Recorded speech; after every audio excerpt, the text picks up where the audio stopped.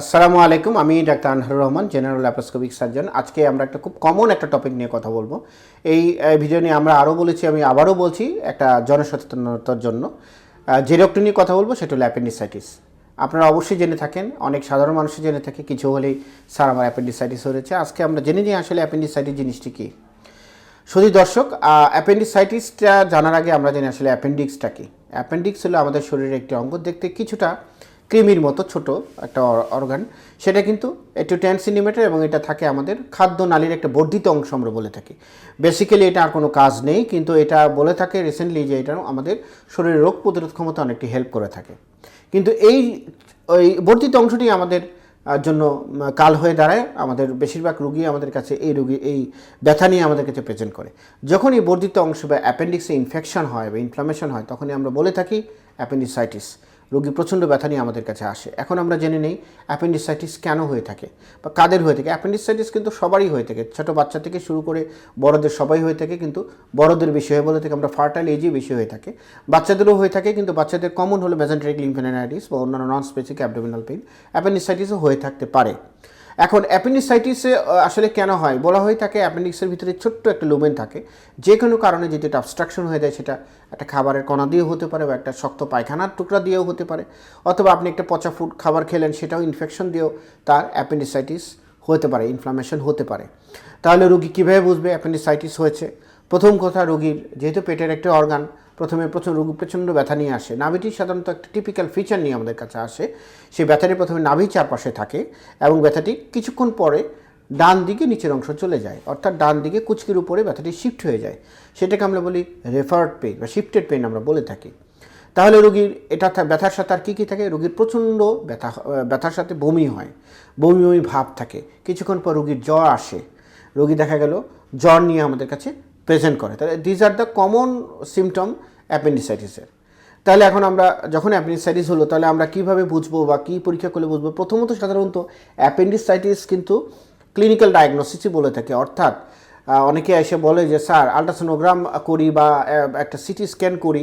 আসলে অ্যাপেন্ডিসাইটিসের আমরা ক্লিনিক্যালি হাত দিলেই বুঝতে পারি যে এটা অ্যাপেন্ডিসাইটিস। সাধারণত আমাদের ম্যাকবার্নিস পয়েন্ট বলে, অর্থাৎ অ্যাপেন্ডিক্স শরীরে যে অংশে আছে সেটাকে আমরা বলি ম্যাকবার্নিস পয়েন্ট। ওইখানে যখন টেন্ডারনেস পাওয়া যায় সেটাকে আমরা বলি ম্যাকবার্নিস টেন্ডারনেস। ওটাতে আমরা ধরেলেই বুঝতে পারি হাত দিয়ে যে এটা অ্যাপেন্ডিসাইটিস হয়েছে। তাহলে আমরা কী কী পরীক্ষা করি? আমরা আসলে আল্ট্রাসোনোগ্রাম করি। প্রথমে আমরা রক্তের কিছু পরীক্ষা করি। আল্ট্রাসোনোগ্রাম বলে দেয় আসলে অ্যাপেন্ডিক্স না, অন্যান্য যে কারণে ব্যথা হয়ে থাকে এখানে। সাধারণত অ্যাপেন্ডিক্স ছাড়াও এই জায়গাটাতে মেয়েদের ক্ষেত্রে ওভারির ব্যথা হতে পারে, ছেলেদের ক্ষেত্রেও এখানে দেখা গেল যে কোনো কারণে কিডনির পাথরে ব্যথা হতে পারে, ইউরিনারি স্টোনের জন্য ব্যথা হতে পারে, এবং প্রস্রাবে ইনফেকশনের ব্যথাও কিন্তু একই জায়গায় হয়ে থাকে। তাহলে আমরা ওই ব্যথাগুলো বা ওই রোগগুলো আছে কিনা ওটা এক্সক্লুড করার জন্যই কিন্তু আমরা আল্ট্রাসোনোগ্রাম হোল অ্যাবডোমেন করে থাকি। আল্ট্রাসোনোগ্রাম অনেক সময় নর্মাল স্টাডি আসে, কিন্তু রোগীটি অ্যাপেন্ডিসাইটিস নিয়ে আমাদের কাছে ক্লিনিক্যালি আসে এবং অপারেশন করে দেখা গেলো যে রোগীর আসলে অ্যাপেন্ডিক্সটা অনেক ফুলে আছে, আমরা ঠিকই অপারেশন করেছি। তাহলে ইমেজিং টেকনিক যদি বলি, আরেকটি ইমেজিং টেকনিক যার মাধ্যমে আমরা জানতে পারি CT scan of whole abdomen. বলা হয়ে থাকে মোর দেন 90% ক্ষেত্রে সিটি স্ক্যান করলে আপনি অ্যাপেন্ডিক্স ফুলে আছে কিনা এটা বোঝা যায়। Specificity is more than 90%। Ultrasonogram সাধারণত 60 to 70% ক্ষেত্রে দেখা যায়, অনেক সময় দেখাও যায় না। তাহলে আমরা ক্লিনিক্যাল ডায়াগনোসিসে এমন কিছু রক্তের পরীক্ষা করি, যেটা কমন একটা পরীক্ষা সিবিসি, কমপ্লিট ব্লাড কাউন্ট বলি। সেখানে দেখা যায় ইনফেকশনের মাত্রা অনেক বেড়ে যায়। ডব্লিউবিসি কাউন্ট বলি আমরা, হোয়াইট ব্লাড সেল কাউন্ট, ওটা বেড়ে যায়। নিউট্রিফিল কাউন্ট 75% অনেক বেড়ে যায়। এগুলো দেখে মোটামুটি ক্লিনিক্যালি ডায়াগনোসিস করে দিই। অন্যান্য পরীক্ষার মধ্যে একটা পেটের এক্সরে করি, যাতে কিডনি স্টোন আছে কিনা এক্সক্লুড করার জন্য।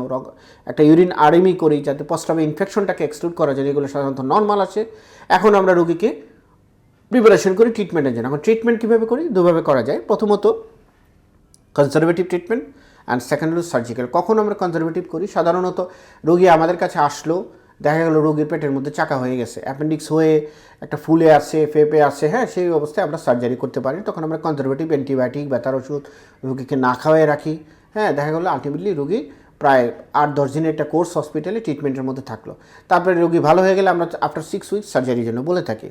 সেকেন্ড হলো না সার্জারি, সরাসরি সার্জারি করে ফেলি। রোগী আসলো 72 ঘন্টা 24 ঘন্টার মধ্যে আসছে, রোগীর ব্যথা আছে, তখন আমরা ফ্রেশ কেস সাথে সাথে আমরা সার্জারি করে ফেলি। অথবা দেখা গেল রোগীর পেটের আল্লাহ না করুক অ্যাপেন্ডিক্স ব্যাস্টে পোস্টু সব ছড়ায় গেছে, তখন আমরা কিন্তু সার্জারি করি। তাহলে এই সার্জারি কিভাবে করা যায়? এখন আমরা আসি। সার্জারি সাধারণত দুভাবে করা যায়, যেটা খুবই কমন, আমরা পেট কেটে করি, ওপেন প্রসিডিউর।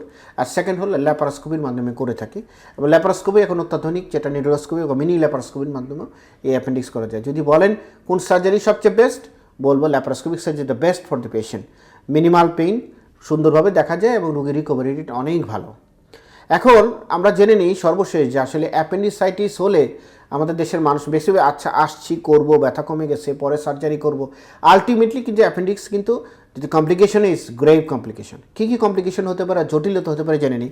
প্রথম কথা, অ্যাপেন্ডিক্স বার্স্ট হয়ে যেতে পারে, অ্যাপেন্ডিক্সে পুজ হতে পারে, অ্যাপেন্ডিক্স পচে যেতে পারে, হ্যাঁ, দেখা গেলো অ্যাপেন্ডিক্স ফুলে নাড়ি ভুড়ি প্যাঁচে একটা জটলা তৈরি করতে পারে। সুতরাং এই জিনিসগুলো কিন্তু হওয়া যাবে না।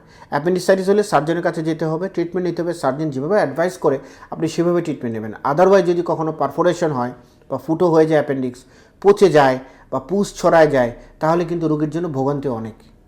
সুতরাং সর্বশেষ বলবো, অ্যাপেন্ডিসাইটিসকে হালকাভাবে কিছু নেই। ব্যথা হলে যদি মনে হয় ডাক্তারের কাছে যাবেন। মনে রাখবেন, pain is the protective mechanism, অর্থাৎ পেইন কিন্তু পেটের ভাষা।